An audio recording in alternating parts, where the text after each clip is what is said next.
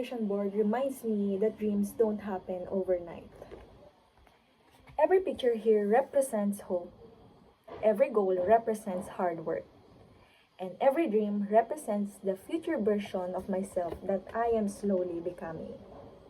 Maybe I am not there yet, but every small step I take brings me one step closer. Hello Philippines! Hello world! I am Arian Luis P. Laureano, and today I want to share with you something personal, my vision board.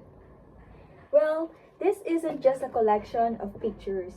This is a reminder of the person I want to become and the life I'm choosing to build, one step at a time.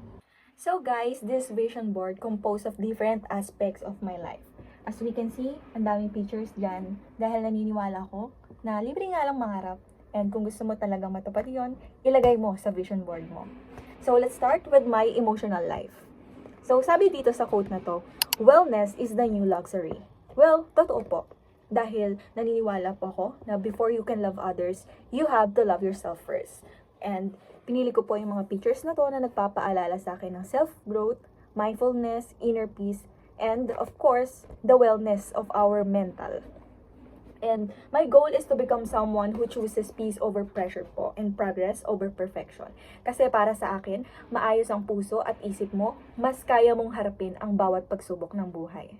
So next is my spiritual life. As we can see, nandito po si God dahil naniniwala po ako na hindi lahat ng mangyayari sa buhay mo ay kaya mong mag-isa mo lang. Naniniwala po ako na nandyan palagi ang Diyos, and ang goal ko po ay mas mapaigting pa po yung faith ko sa Kanya.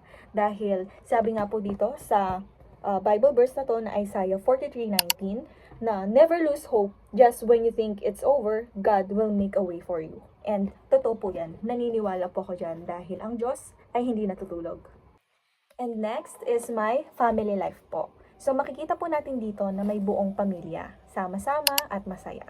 So, growing up po kasi, yung mother ko po naging OFW. And I know na gaano po kahirap ang lumaki ang isang bata na walang nanay sa tabi niya.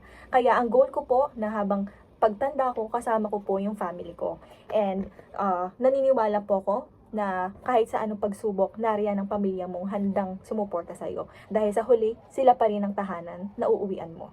So, yun po ang family life ko. So, next naman po ay ang aking intellectual life.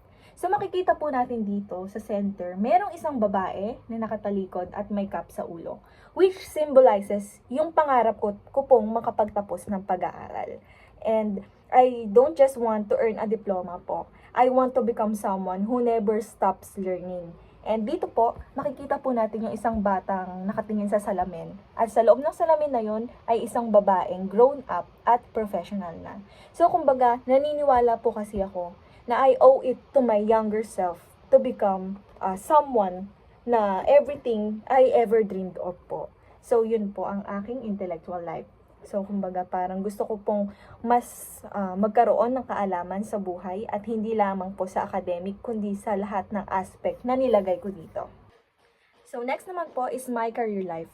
As you can see, there's a girl na nagwo-work po sa corporate world.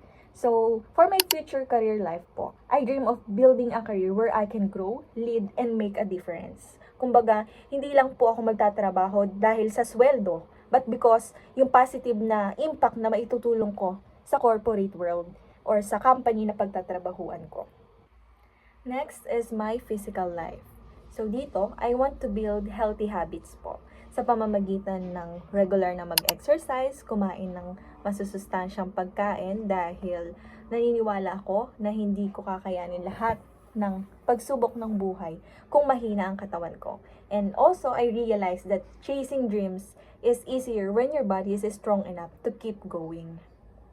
Lastly is my financial life. Pangarap ko magkaroon ng financial freedom, hindi lang para mabili ang mga gusto ko, kundi para suportahan ang pamilya ko at makapag-ipon sa future. Because money isn't my destination, it's a tool to create a better life.